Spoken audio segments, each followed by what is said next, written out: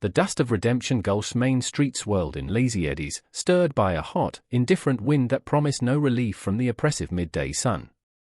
It coated the boardwalks, settled on the hats of grim-faced men, and clung to the faded calico of the women who hurried past, eyes downcast. In front of Miller's Mercantile, a tableau of raw ugliness unfolded, drawing a reluctant circle of onlookers.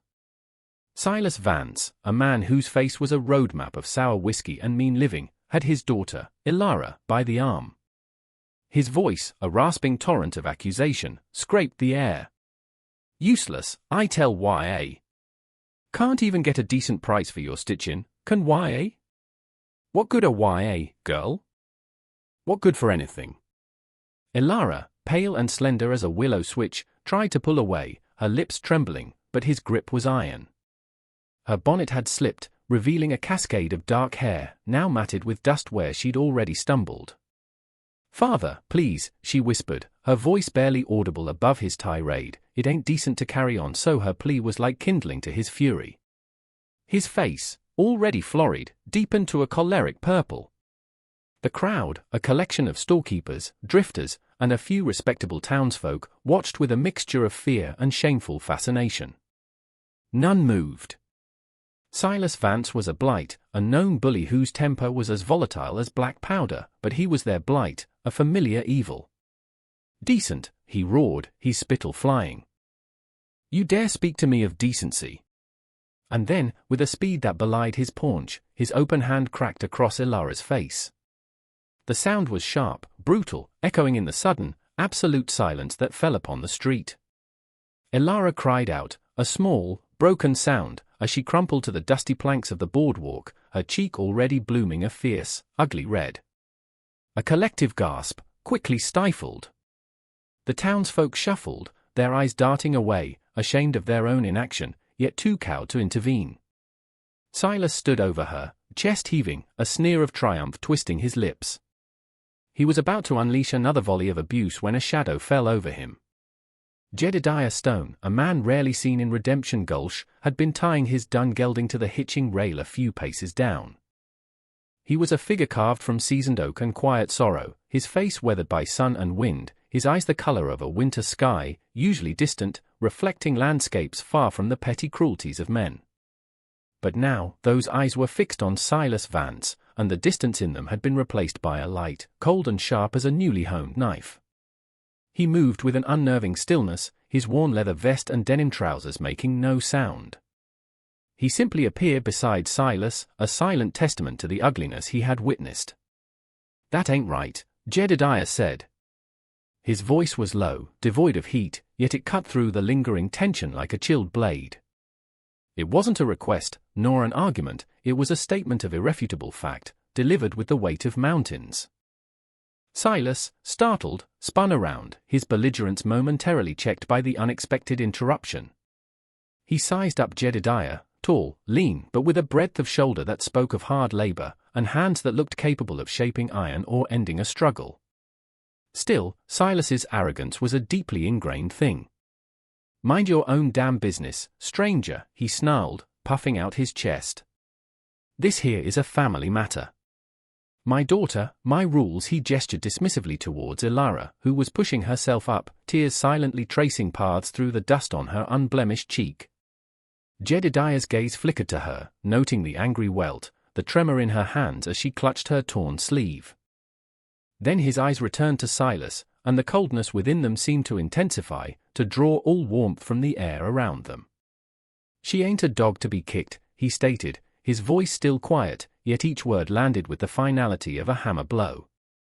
He took a step, not toward Silas, but towards Ilara, extending a hand. She hesitated, her eyes wide with a mixture of fear and a dawning, fragile hope, then slowly, she placed her trembling fingers in his calloused palm. He helped her to her feet with a surprising gentleness, his touch steady and reassuring. The crowd murmured, a low hum of speculation. Who was this man? His clothes were plain, his demeanor unassuming, yet there was an aura about him, an unyielding quality that Silas, for all his bluster, seemed to sense. Silas's eyes narrowed. "You got a big mouth for a man I don't know. You want trouble, mister?" He balled his fists, a habitual gesture. Jedediah ignored the threat, his attention on Elara. "You hurt, hmm?" She shook her head, unable to speak, her gaze fixed on him with a desperate intensity. He then looked back at Silas, and for the first time, a flicker of something truly dangerous, something primal, surfaced in the depths of his eyes. "Some things," Jedediah said, his voice dropping even lower, "are every decent man's business." The air crackled. Silas took an involuntary step back, the bully in him momentarily faltering before this unexpected, unreadable resistance. The sun beat down, and the only sound was the faint creak of the mercantile sign swinging in the hot, dry wind, a mournful counterpoint to the drama unfolding below. Jedediah Stone, with a grip on Elara's arm that was protective rather than possessive, steered her away from the stunned Silas Vance. He didn't look back. His stride was unhurried, yet purposeful, as if he were merely continuing an interrupted journey. The crowd parted before them, their faces a mixture of awe and trepidation.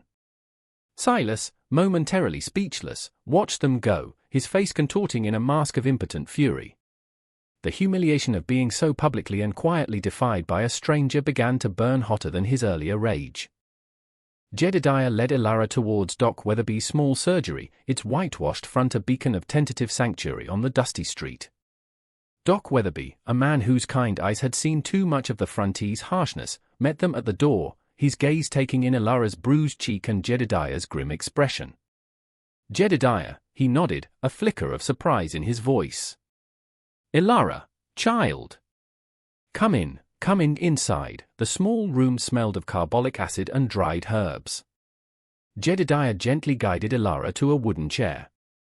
Doc Weatherby, after a quick, practiced examination, began to tend to her injury, his touch surprisingly gentle for hands more accustomed to setting bones and stitching wounds. "That father of yours, Elara," he murmured, dabbing at the bruise with a cool compress, "he'll answer for this one day." Elara flinched, not at the touch, but at the mention of her father. He was angry," she whispered, her voice thin.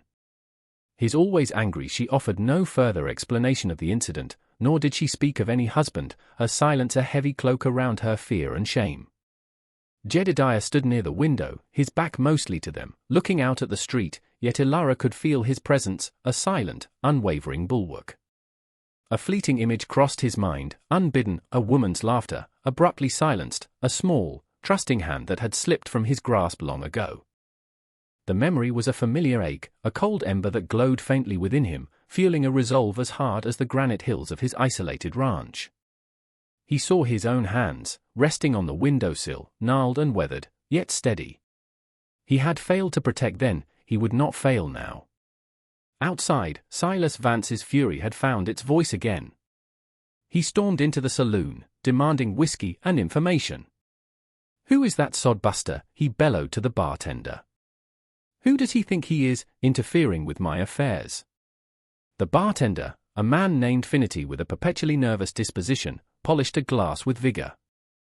"Named Stone, Mr. Vance. Jedediah Stone. Got a ranch out west of here, towards the Cimarron. Keeps to himself, mostly, Stone." Silas sneered, slamming his glass down. "Sounds like a pebble."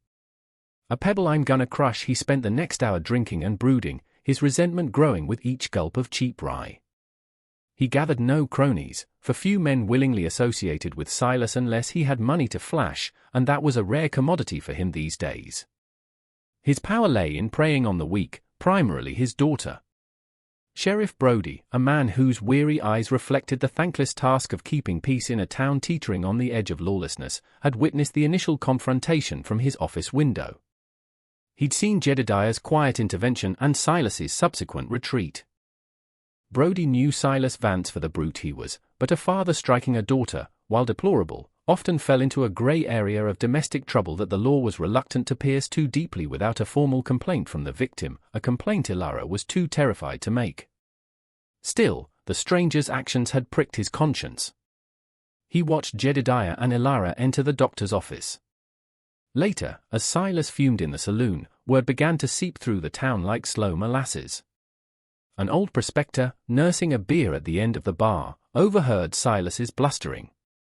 He squinted, his memory creaking like an old gate. "Stone," he rasped, his voice dusty from disuse. "Jedediah Stone? Heard that name before. Years back. Up Wyoming way, or maybe Montana. Man by that name, well, he weren't someone you'd want to call a pebble, Mr. Vance. Not if you valued your hide." The prospector's words, though vague, carried a certain weight.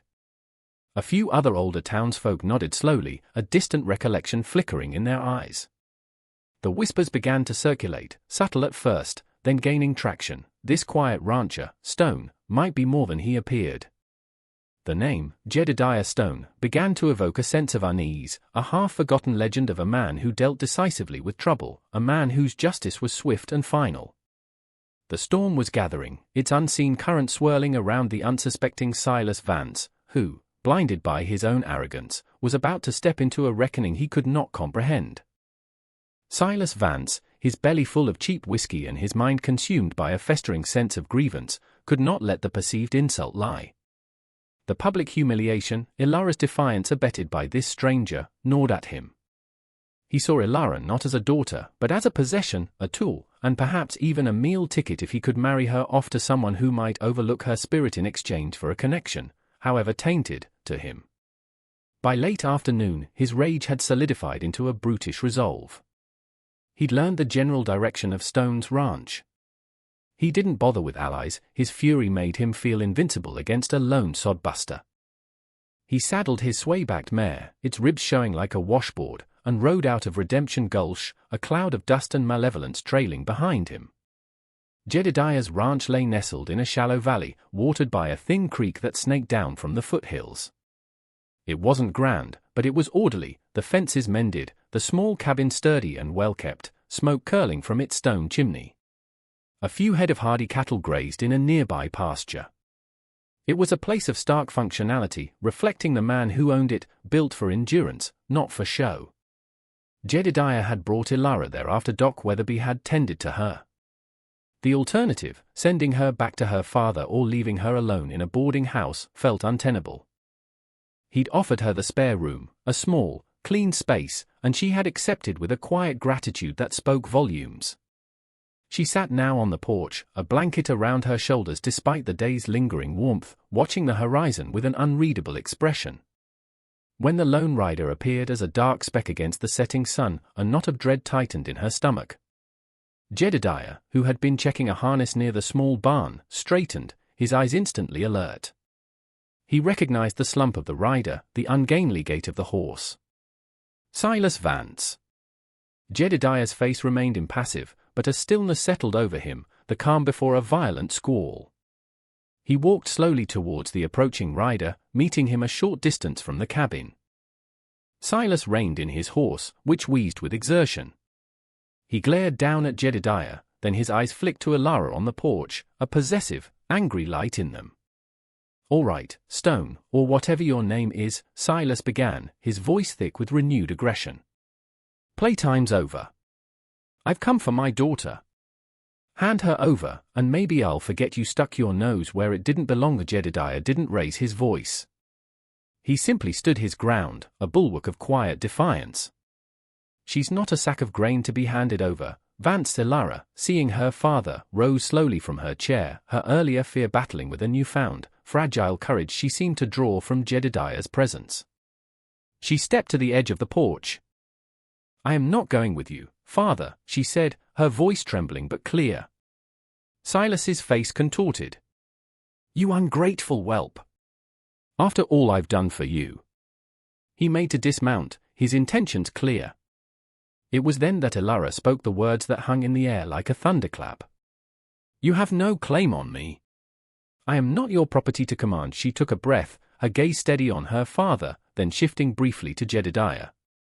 "And this man," she declared, her voice gaining strength, "he is my husband." Silas froze mid-movement, 1 foot out of the stirrup. He stared at Ilara, then at Jedediah, a look of utter disbelief warring with dawning fury. "Husband," he choked out, then threw back his head and laughed, a harsh, grating sound that echoed across the quiet valley. "Husband? This dirt-grubbing sodbuster? You lie, girl. You always were a liar." Before Jedediah could speak, another sound intruded, the rhythmic beat of hooves. Sheriff Brody, accompanied by the old prospector from the saloon, rode into view, having followed Silas at a discreet distance, a growing unease prompting his intervention. Brody's eyes took in the scene, Silas's belligerent posture, Ilara's defiant stance, Jedediah's quiet immovability. "Hold it right there, Silas," Brody commanded, his voice carrying the weight of the law. He dismounted, his gaze sharp.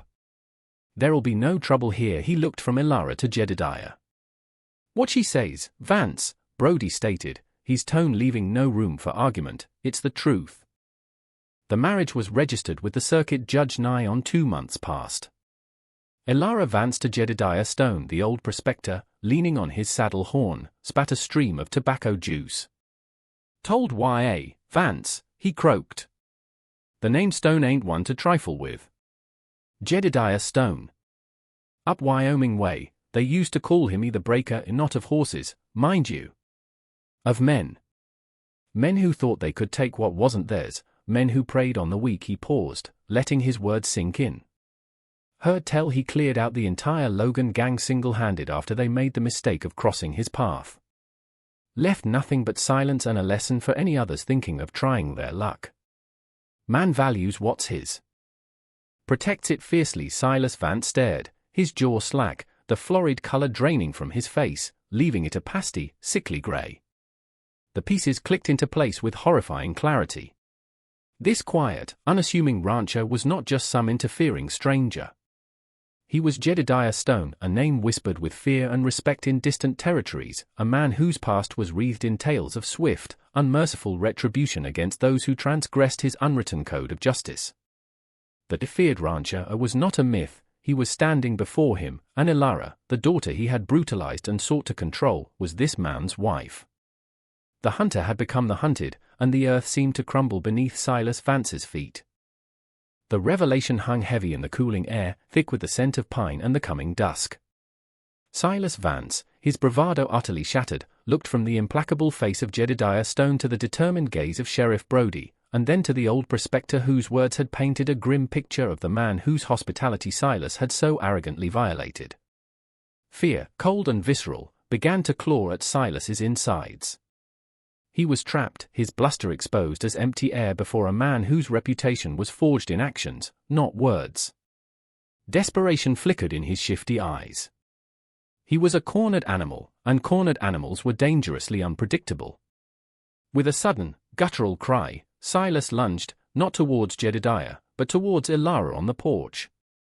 His intent was clear, to grab her, to use her as a shield, a bargaining chip, a last, desperate assertion of his now annihilated authority. "She's still my blood," he shrieked, his hand outstretched like a talon. The quiet rancher, Jedediah Stone, moved. It wasn't a flurry of motion, but a singular, explosive act of will. That sleeping giant awakened, not with rage, but with a chilling, focused intensity. His eyes, which had been as cold as winter ice, now burned with the unwavering fire of a protector whose most sacred charge was threatened. One moment he was standing by his horse, the next, he was a blur of lethal grace. Before Silas's hand could even brush Ilara's sleeve, Jedediah's own hand shot out, not in a punch, but in an open-palmed strike to Silas's chest. The impact was like a mule kick. The air whooshed from Silas's lungs in a strangled gasp, and he was thrown backwards, stumbling, his feet tangling, until he crashed to the dusty ground with a force that knocked the remaining fight clean out of him. He lay there, wheezing, clutching his chest, the dust settling around him like a premature shroud. Jedediah didn't even look at him. His entire focus was on Ilara. He stepped onto the porch, his eyes scanning her for any sign of harm, his body a shield between her and the fallen man. "Are you all right?" His voice, though still low, held a raw edge of concern. Ilara nodded, her hand pressed to her mouth, her eyes wide, not with fear of Jedediah, but with a stunned realization of the power he had just unleashed on her behalf, so different from the brute force she had always known. Sheriff Brody, who had tensed for a full-blown gunfight, slowly relaxed, his hand moving away from the Colt at his hip. He'd seen men fight, seen them kill, but Jedediah's action was something else, a display of absolute control, of power used with devastating precision, yet without a single wasted motion or excessive violence. It was the act of a man who knew exactly how much force was necessary and applied it without hesitation or relish. The old prospector let out a low whistle. Like I said, he muttered, more to himself than anyone else. The breaker Silas, gasping for breath, tried to push himself up, his face a mask of pain and terror. He looked at Jedediah, truly seeing him for the first time, not as an obstacle, but as an abyss, a force he could neither comprehend nor overcome. All the fight had drained out of him, replaced by a whimpering dread. Jedediah turned his gaze slowly towards Silas. There was no anger there now, only a profound weariness, and perhaps a flicker of contempt. The moral choice hung in the balance. He could end Silas Vance's threat permanently.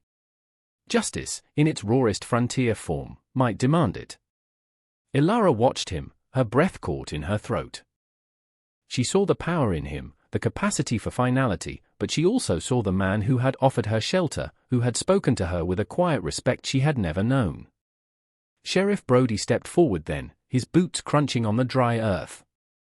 "That's enough, Jedediah," he said, his voice firm but not accusatory. "He'll answer to the law now. Assault, threatening behavior. I reckon we can make a few charges stick this time, especially with your testimony, Ilara." He looked at her pointedly. "And yours." Stone Jedediah's shoulders, which had been squared and taut, seemed to relax by a fraction. He gave a curt nod. The path of formal law, though often slow and imperfect, was a path away from the kind of justice that left ghosts in its wake, ghosts he already knew too well. Brody moved to Silas, hauling him roughly to his feet. "Get on your horse, Vance." "You're coming with me." Silas, now utterly deflated, offered no resistance, his eyes darting fearfully towards Jedediah as Brody tied his hands. The reckoning had come, not in a blaze of gunfire, but in the quiet, unyielding strength of a man pushed too far, and in the inexorable turning of the wheels of justice, however slowly they sometimes ground. The setting sun cast long shadows across the valley, painting the scene in hues of blood orange and deep violet, as the tyrant was led away, his power broken, his cruelty finally answered. The dust settled, both literally and figuratively, as Sheriff Brody led a thoroughly cowed Silas Vance away from Jedediah Stone's ranch. The old prospector, after a solemn nod to Jedediah and a curious, respectful glance at Ilara, rode off with them, leaving the husband and wife standing in the deepening twilight. The silence that descended was profound, broken only by the chirp of crickets and the distant lowing of cattle. Silas Vance was gone, his oppressive shadow lifted from Ilara's life. He would face the town's judgment, a broken man, stripped of his false authority. Word would spread through Redemption Gulch and beyond. The quiet rancher, Jedediah Stone, was not to be trifled with, and his wife was under his unwavering protection. Ilara wrapped the blanket tighter around herself, though the chill she felt was more than just the evening air. She looked at Jedediah, who stood watching the riders disappear over the rise. His profile was stark against the fading light, his face unreadable, yet she sensed the immense tension slowly ebbing from him. Their marriage, born of her desperation and his solitary compassion, had been a pact of protection, a shield against her father's tyranny. They had exchanged vows before a weary circuit judge weeks ago, a quiet, almost furtive ceremony. Jedediah, hearing of her plight through hushed town gossip and seeing the bruises she tried to hide, had offered her his name and his roof with the same stoic practicality he applied to mending a fence or tending a sick calf. It was an arrangement, a harbor. Now, something had shifted. He had not just offered protection, he had embodied it, risked himself for it. "Thank you," she whispered, the words feeling inadequate. Jedediah turned, his gaze meeting hers. The harshness in his eyes, the winter sky, had softened, warmed by an ember of something akin to relief, perhaps even tenderness. He didn't speak, merely inclined his head, a characteristic understatement. But then he did something unexpected. He reached out and gently took her hand, his calloused fingers closing around hers. It wasn't a gesture of ownership, but of connection, a silent acknowledgement of the crucible they had just passed through together. His touch was warm, surprisingly so, and firm. In the days that followed, a new rhythm established itself at the ranch. Ilara, no longer living under the constant threat of her father's moods, began to unfurl like a drought-starved flower after a desert rain. A tentative smile touched her lips more often. The haunted look in her eyes began to recede, replaced by a quiet resilience that had always been there, just buried deep. She found small ways to contribute, mending Jedediah's worn shirts with a skill that spoke of long practice, bringing a touch of warmth to the sparse cabin with a few wildflowers in a tin can. Jedediah watched her, his silence no longer one of mere taciturnity, but of observation, of a slow, unfolding discovery. The ghosts of his own past, the wife and child lost to violence years ago, a tragedy that had carved lines of sorrow into his face and driven him to this solitary existence, did not vanish, but they seemed to recede, their sharp edges blunted by Ilara's quiet presence. He had sought to protect her, and in doing so, had found a measure of protection for his own wounded spirit. His ranch, once a fortress of solitude, began to feel like a home, a shared space where peace, fragile but real, could take root. The townsfolk of Redemption Gulch, when Jedediah next rode in for supplies with Ilara by his side, treated him with a new deference. The fear was still there, a healthy respect for the power they now knew he possessed, but it was overlaid with admiration.